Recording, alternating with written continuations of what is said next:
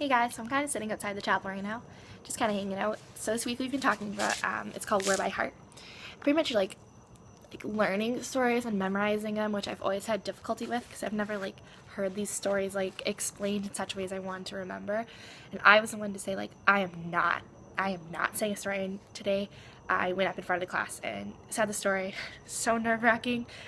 So I'm just going to tell you my other story, and just I had this huge revelation, and it was so awesome, and just thinking of God in so many different ways. So it's the prodigal son, and it talks about how the Pharisees and the religious law complained that he was receiving such sinful people when Jesus came to teach.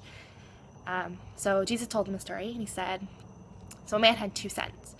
A younger son told his father, give me my share of the estate. So his father agreed to divide his wealth between his sons. And a few days later, the son packed up all of his belongings, moved to a distant land, and wasted his money on wild living. You can only imagine.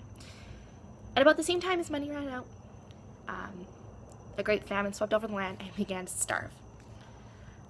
So he joined himself with a local farmer, and the farmer said, you know what? You could feed my pigs. The man was so hungry that the food that he was feeding his pigs started to look good. So he finally came to his senses and said, at home, even the hired servants have enough food to spare, and here I am dying of hunger. I'll go home and say, Father, I have sinned against both heaven and you, and I am no longer worthy to be your son. Please hire me as your servant. So he returned home, and while still a long way off, his father saw him coming. Filled with love and compassion, he ran to his son, embraced him, and kissed him. He said to his father, Father, I have sinned both against you, and I am no longer worthy to be called your son.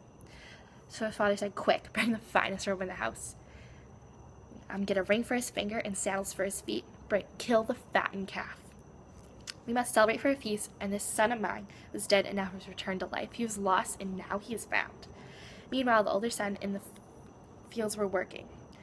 When he returned home, he heard dancing and music, and he asked one of the young boys what was going on.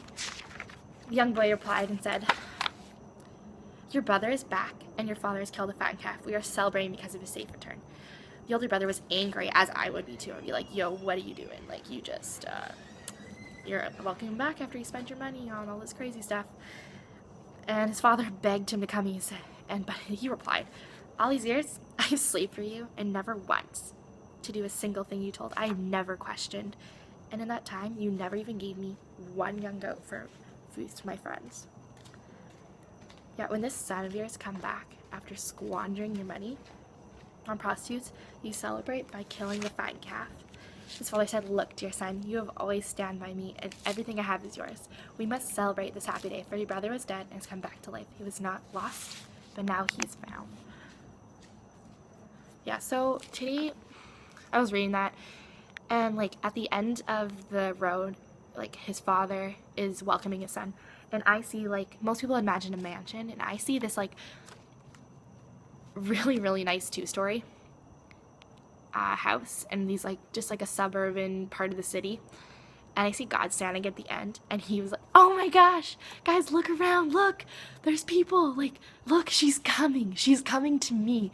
And as I'm walking towards him, you have these bags, and you see them literally drop off my arms of shame and guilt and impureness and worthlessness, and God, he's holding all these bags with worthiness and happiness and beauty and worth and value and all these awesome things that we overlook, and God's just standing there, and he's like, I don't care what happened back there, I am here for you now, and I am just here to be I'm here. That's the truth. And just I don't know, I got super emotional because for once I realized God doesn't care. He doesn't care what kind of background I came from. He doesn't care what's happened in my life, what I've done, what I've said, but he's standing there with everything new. So guys, I just want to encourage everyone. I am learning so much, and this is something I didn't even want to think about doing, and right now I'm just oh my gosh, whoa, God is right beside me, and it's the coolest thing I've ever experienced. So yeah, thanks guys. I just wanted to share with you that literally my life is being so changed. It's only week 5, and I can only imagine the things I'm gonna do later. And God's with me every step I go, and I'm just loving Why I'm Orlando. So thanks for watching. I'll talk to you later. Bye.